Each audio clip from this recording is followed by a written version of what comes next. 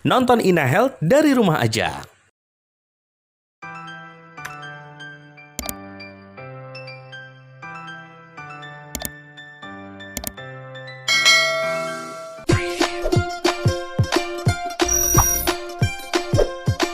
Halo, apa kabar?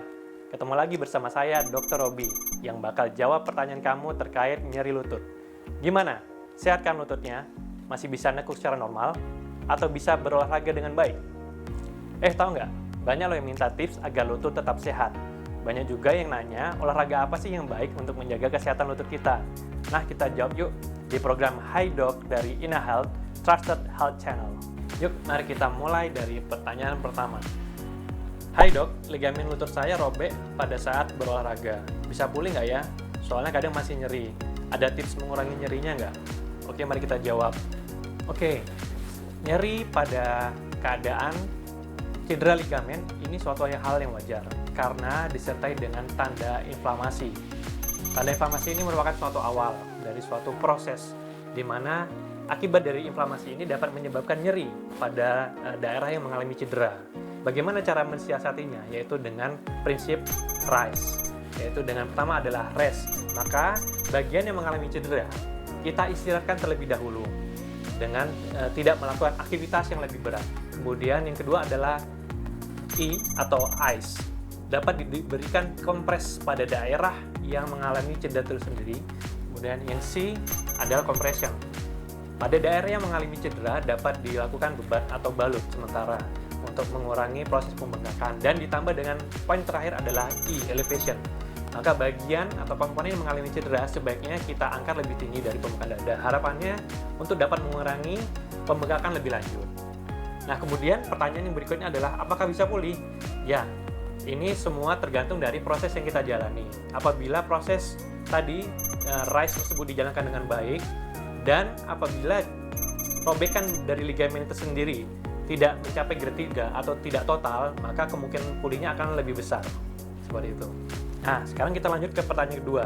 Hai dok, olahraga apa yang pas untuk kesehatan lutut kita?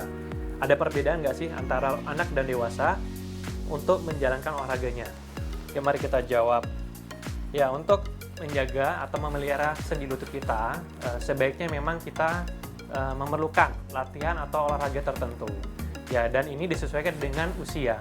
Karena usia pada anak-anak dan usia dewasa muda serta usia dewasa lanjut itu tentunya akan sangat berbeda. Nah, contohnya kita pada anak-anak yang kita sarankan adalah aktivitas yang dapat meningkatkan kelenturan dari sendi-sendi yang ada di tubuh. Misalnya aktivitas gimnastik itu juga diperbolehkan. Bahkan aktivitas lari atau bersepeda dan sebagainya masih diperbolehkan pada anak-anak karena memang anak-anak membutuhkan olahraga untuk berkembang.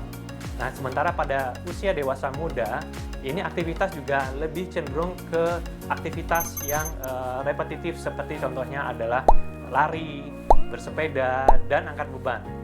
Karena untuk menjaga sendi lutut atau sendi-sendi lain membutuhkan kinerja otot yang sinergis dan membutuhkan kekuatan otot yang lebih untuk menjaga kestabilan dari sendi tersebut. Dan beda lagi halnya dengan olahraga pada dewasa lanjut atau usia tua, karena di mana sudah terjadi proses kerusakan dari sendi lututnya, maka sebaiknya dihindari olahraga jenis yang high impact olahraga exercise. Contohnya adalah seperti lompat-lompat atau mungkin jogging dengan intensitas yang berat. Nah, itu sebaiknya dihindari. Sebaiknya olahraga jenis apa pada usia lanjut? Yaitu jenis-jenis olahraga yang low impact energy atau low impact exercise. Contohnya adalah bersepeda atau renang. Harapannya dengan renang dan bersepeda pun tetap mampu meningkatkan kekuatan otot dan menjaga sinergisme antara otot dan sendi. Harapannya sendi-sendi tersebut menjadi stabil dan mencegah terjadi perburukan kerusakan sendi lutut itu sendiri.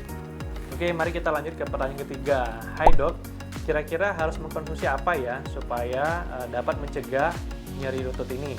Oke, mari kita jawab. Ya, tentunya kita harus mengkonsumsi makanan yang bergizi. Di antaranya adalah buah-buahan. Buah-buahan seperti apa? Yaitu buah-buahan yang mengandung vitamin A, C, dan E. Di mana vitamin A, C, dan E ini sangat berpengaruh pada proses regenerasi sel, yaitu sebagai antioksidan. Nah, harapannya dengan mengkonsumsi vitamin A, C, dan E ini, maka dapat mempercepat proses pemulihan, baik termasuk proses inflamasi atau nyeri yang terjadi. Kemudian apalagi makanan yang lain, yaitu makanan yang mengandung tinggi protein.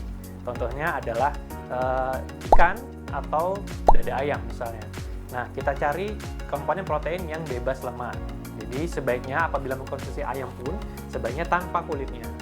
Dan ikan jenis apa? Sebenarnya ikan jenis apapun banyak mengandung protein dan mengandung lemak omega 3. Harapannya juga mengurangi kadar kolesterol dalam darah.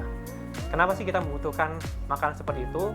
Kita juga harus menjaga lifestyle kita dan upaya untuk mengurangi berat badan. Karena salah satu faktor yang dapat memperberat kondisi atau kerusakan lutut adalah adanya kenaikan berat badan atau bahkan obesitas. Nah, hal-hal seperti ini perlu kita hindari dengan mengkonsumsi makanan yang bergizi. Wah, banyak juga yang nanya ya terkait kesehatan lutut ini. Tapi yang jelas, beberapa pertanyaan tadi sudah kita jawab. Semoga bermanfaat dan jangan lupa buat share video ini ya.